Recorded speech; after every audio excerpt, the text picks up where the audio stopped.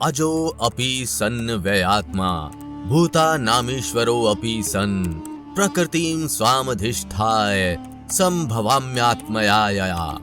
अर्थात मैं अजन्मा, अविनाशी और मैं ही परम ब्रह्म परमेश्वर हूँ। संपूर्ण प्रकृति मेरे अधीन है। यहाँ होने वाली सारी हलचलें मेरे अधीन हैं और मैं अपनी लीलाओं द्वारा बार बार जन्म लेता हूँ। इस प्रकार श्रीमद् भागवत गीता के अध्याय 4 श्लोक 6 में श्री कृष्ण ने स्वयं को ईश्वर बताया है। इसी श्लोक में उन्होंने ये भी कहा है कि यहाँ घटने वाली सभी घटनाएं उनके अधीन हैं और बिना उनकी इच्छा के एक पत्ता तक नहीं हिलता। तो फिर श्री कृष्ण ने क्यों नहीं बचाई अभिमन्यु की जान? अगर उन्हें द्रौपदी की लाज बचानी ही थी तो उन्होंने चीरहरण होने ही क्यों दिया? और आखिर क्यों होने दी उन्होंने महाभारत जैसी घटना, जहां ना जाने कितने जन मारे गए?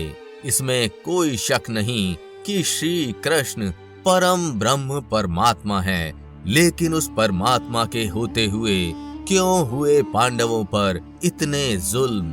और आखिर क्यों किया उस परमात्मा ने पांडवों को दर दर भटकने पर मजबूर? जानने के लिए वीडियो को अंत तक जरूर देखिएगा, लेकिन वीडियो शुरू करने से पहले जय श्री कृष्ण कमेंट करना बिल्कुल भी मत भूलिएगा।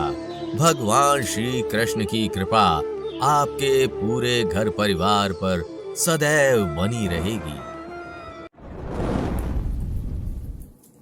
ये बात पूर्ण रूप से सत्य है कि श्री कृष्ण संपूर्ण चराचर के स्वामी हैं और पृथ्वी पर होने वाली सभी घटनाएं उनके नियंत्रण में हैं। लेकिन अगर उनके समक्ष इस प्रकार के प्रश्न उठाए जाएं कि उन्होंने पांडवों के नुकसान को क्यों नहीं रोका और उन्होंने कुरुवंश को क्यों खत्म होने दिया, तो ये श्री कृष्ण के ऊपर अत्याचार के समान होगा। क्योंकि महाभारत की कहानी में सिर्फ पांडवों को ही नहीं बल्कि श्री कृष्ण को भी नुकसान उठाना पड़ा था और उन्हें भी दर दर भटकने पर मजबूर होना पड़ा था। उनके जन्म से पहले उनके माता पिता को कारागार में यातनाएं झेलनी पड़ी। उनके जन्म से पहले उनके 6 भाई मार दिए गए। वे स्वयं कारागार में जन्मे और अपने असली माता पिता से दूर पले बढ़े। बाद में उन्हें वो स्थान भी छोड़ना पड़ा और जरासंध के हमलों से मथुरा को बचाने के लिए उन्हें मथुरा का भी त्याग करना पड़ा। अपने लोगों की रक्षा के लिए वे रणछोड़ कहलाए और दूर द्वारका नगरी में जा बसे। महाभारत युद्ध के बाद सिर्फ कुरु वंश का ही नहीं बल्कि उनके वंश का भी संपूर्ण विनाश हो गया। अगर श्री कृष्ण को रोकना ही होता तो वे पांडवों के साथ साथ अपने ऊपर होने वाले अत्याचारों को भी रोक लेते। तो आखिर उन्होंने ऐसा होने क्यों दिया? आप स्वयं सोच कर देखिए। अगर श्री कृष्ण जन्मे ही ना होते और अगर कौरव पांडवों का जन्म ही ना हुआ होता तो क्या आज हमारे पास श्रीमद् भगवत गीता और महाभारत जैसी अतुल्य रचना होती? ये वो अनमोल रचनाएं हैं जो सदियों से ना सिर्फ भारत का बल्कि संपूर्ण विश्व का मार्गदर्शन कर रही हैं। ये रचनाएं जीवन जीने का सही तरीका बताती हैं तथा सत्य असत्य और धर्म अधर्म का बोध कराती हैं। महाभारत में हर उस परिस्थिति का वर्णन है जो आज भी लोगों के समक्ष उत्पन्न होती रहती हैं। इसलिए उन सभी विपरीत परिस्थितियों के निवारण में महाभारत आज भी सहायक है। ठीक उसी प्रकार श्री कृष्ण उपदेश श्रीमद् भगवत गीता हमें हर प्रकार की परेशानियों से लड़ने की शक्ति देती है। अगर श्री कृष्ण ने उन सभी घटनाओं को रोक लिया होता तो महाभारत कभी घटित ही ना होती और ना ही मार्गदर्शन के लिए ये अनमोल ग्रंथ होते। आने वाली पीढ़ी को सकारात्मक वातावरण देने के लिए, दुष्टों के संहार के लिए और एक सभ्य समाज के निर्माण के लिए महाभारत का होना अनिवार्य था। ये घटनाएं श्री कृष्ण की लीलाएं थी, जिनके माध्यम से उन्होंने लोगों को सत्य और धर्म का बोध कराया तथा जीवन जीने का सही तरीका बताया। अभिमन्यु के बलिदान, द्रौपदी के अपमान, पांडवों के त्याग और कौरवों के छल जैसी परिस्थितियां आज भी समाज में उत्पन्न होती हैं। इसलिए इन सभी परिस्थितियों से निपटने के लिए उन सभी घटनाओं का होना अनिवार्य था। अगर आज हमारे पास इन सभी घटनाओं के उदाहरण ना होते तो आज हम विपरीत परिस्थितियों का सामना नहीं कर पाते। ऐसी कोई परिस्थिति नहीं जिसका वर्णन महाभारत में नहीं और ऐसी कोई समस्या नहीं जिसका हल श्रीमद् भागवत गीता में नहीं।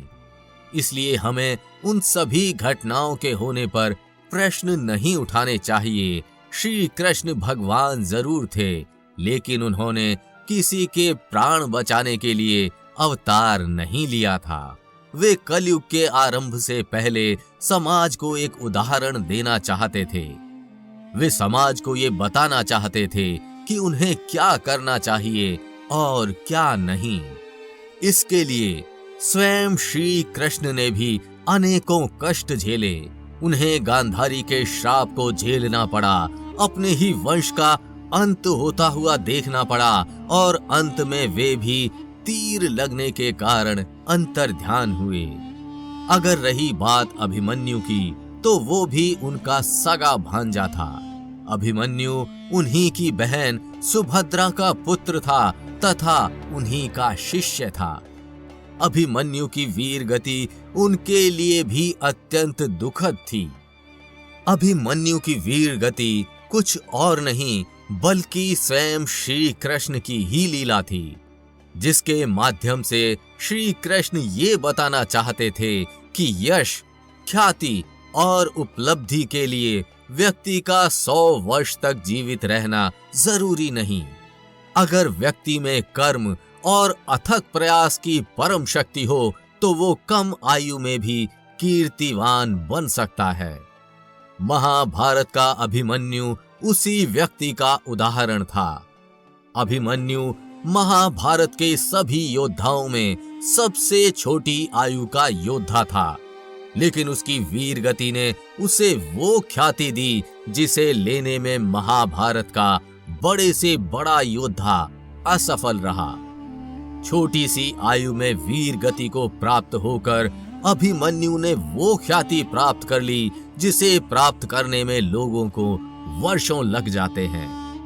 कुरुक्षेत्र की रणभूमि पर अभिमन्यु ने अपनी वीरता का वो अध्याय लिखा जिसकी कहानी भारतीय उपमहाद्वीप पर सदियों से अमर है।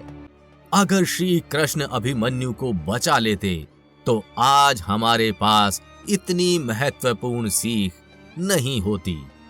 उम्मीद करते हैं इस वीडियो ने आपके मन से तमाम भ्रांतियों को नष्ट कर आपके सभी प्रश्नों का उत्तर दे दिया होगा। लेकिन फिर भी अगर आपके मन में कोई प्रश्न है तो हमें कमेंट करके जरूर बताइएगा और वीडियो को लाइक व शेयर कर चैनल को सब्सक्राइब करना बिल्कुल भी मत भूलिएगा।